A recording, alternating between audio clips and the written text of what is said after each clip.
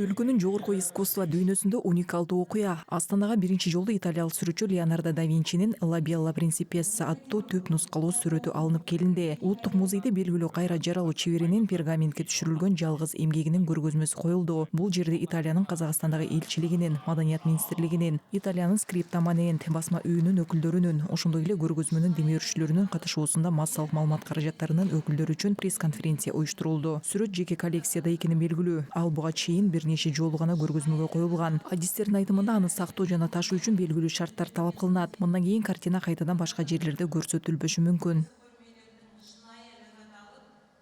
Сүрөт өтө назик болгондуктан аны ташуу оңой эмес. Анын кайтып келиши кандай болорун азырынча билбейбиз. Жаңы технологиялардын аркасында өзгөчө кыздын көзү менен кулагында Леонардо да Винчинин кол тамгасын так байкадык. Анткени ал эч качан өз каармандарын кырынан тарткан эмес. Мона Лизаны өзүңүздөр билесиздер. Муну менен катар сүрөттүн сол бурчунда белгилүү кыл калем чеберенин техникасына дал келген кол тамга табылды. Биз мындай долбоорлор Казакстан менен Италиянын ортосундагы маданий кызматташтыкты жөнгө салуу үчүн эң сонун курал деп эсептейбиз. Ошондой эле өткөн жылы 7 айынын 30-сунда Казакстандын Алматы шаарында Италиянын Маданият институту ачылган.